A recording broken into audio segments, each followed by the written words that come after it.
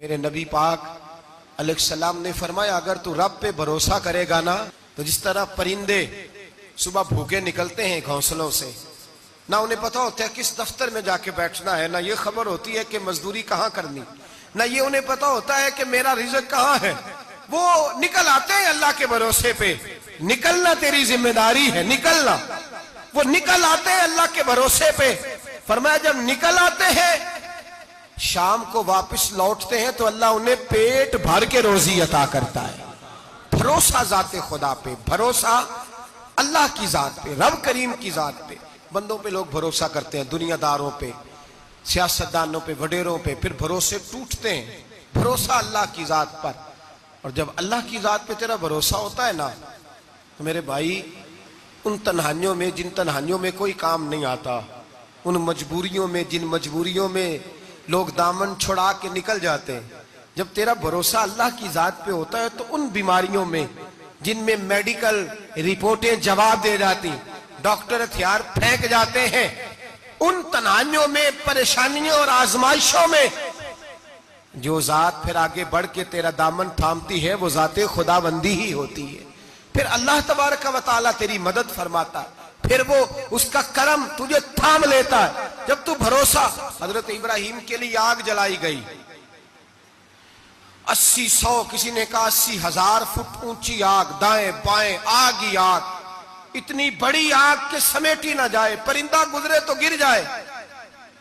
हजरत इब्राहिम को आग में डाला जाने लगा, कोई साथी नहीं, कोई प्यारा नहीं, कोई दोस्त नहीं, कोई भाई नहीं, कोई उम्मती नहीं, कुछ भी नहीं, अकेले मंजनीक बनाई गई, उस मंजनीक में रख के फेंका जाएगा। हजरत इब्राहिम को रखा गया, जब मंजनीक में रख दिया तो हजरत जिब्रील हाजिर हुए, कहने लगे इब्राहिम कोई जरूरत हो तो मैं हाजिर हूं, एक पर मारूंगा, आग सारी इनकी तरफ कर दूंगा। अब फरमाने लगे हाजत तो है पर तेरे साथ मेरी कोई हाजत नहीं। वो बारिश का फरिश्ता आया, कहने लगा हुजूर हुक्म दे तो बरसा दूं। हवा का फरिश्ता कहता है मैं अल्लाह की तरफ से मामूर हूं, मुझे हुक्म मिले तो मैं हवाओं के रुख फेर दूं नमरूद की जानिब, ये सारी आग इन पर गिर जाए, बारिशें बरसा के सैलाब कर दूं। तो हजरत इब्राहिम कहने लगे मुझे किसी की हाजत ही नहीं। फरमाया ठीक हो गया, जैसे वो चाहता है, मैं तैयार हूं। हजरत जिब्रील अमीन अर्ज करने लगे हुजूर मैं आया हूं, मुझे हुक्म दे। फरमाया कोई जरूरत नहीं तेरी, आप जाइए। तो कहने लगे फिर रब से दुआ ही कर लें। तो हजरत इब्राहिम की आंखों में 2 आंसुओं के कतरे चमके, फरमाने लगे रब को नहीं पता उसका खलील किस हाल में है, वो नहीं जानता, मेरा मालिक है, मेरा रब है, मेरी पेशानी उसके सजदे की लज्जत से आशना है, मैं सिर्फ उसकी बारगाह में झुकता हूं। जब मालिक वो है, राजिक वो है, पैदा करने वाला वो है, देने वाला वो है, सुनने वाला वो है, तो फिर मुझे बढ़कर सुनाने की हाजत नहीं।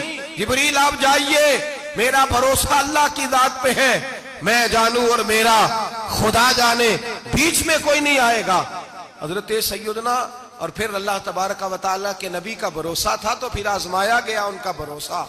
ये नहीं कि आग फेंकने से पहले बुझ गई, बल्कि तमाम किताबें उठाइए, आग में एक दफा गिरना पड़ा, आग के अंदर झोंस दिए गए, डाल दिए गए।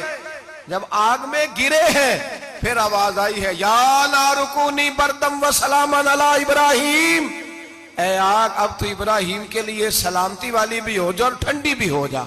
तो रब ताला फरमाते हैं तू मुझ पर भरोसा कर, मेरी जात पर तेरा तवक्कुल होना चाहिए। मैं यतवक्कल अलल्लाह फहुव हस्बु, तू मेरी जात पर भरोसा कर, मैं तेरी दुनिया भी अच्छी कर दूंगा, तेरी आखिरत भी अच्छी कर दूंगा।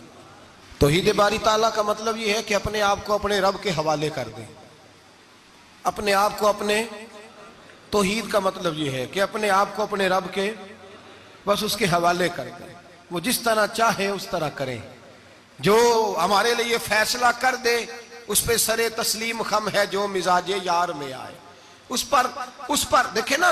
हजरत अबू बकर, जनाब उमर, उस्मान गनी, मौला अली, ये खुलफा बने, बाकी सहाबा में से कोई शख्स भी इस मसनद पे आया कोई नहीं आया। फिर कुछ सहाबी गवर्नर बने, हजरत बिलाल अबशी किसी ओहदे पे भी फायज नहीं हुए, नौकरी सबसे ज्यादा, एक ओहदा भी नहीं, लेकिन तारीख में कोई कमजोर हवाला भी नहीं कि कभी हजरत बिलाल ने कहा हो कि मैं बड़ा परेशान हूं, कुछ भी नहीं, जायदाद नहीं यार, बना कुछ नहीं, घर कोई नहीं, तो चलो मकान बन जाते, 2 दुकानों का किराया ही आने लगता, कोई बात नहीं फरमाई, जिंदगी को मुतमईन गुजारा। वही हजरत बिलाल कहने लगे जो मेरा मकाम है वो तो किसी और का है ही नहीं, वो तो किसी और का है ही नहीं। सहाबी जहां भी थे वो कहते थे हवाले कर दिया अपने आप को अपने रब के।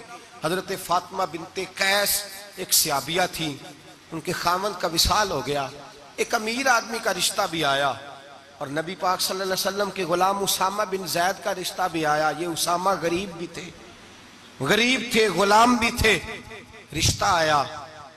अब उन्होंने हुजूर की रिजा दरियाफ्त की तो नबी पाक का झुकाव गुलाम उसामा की जानिब था।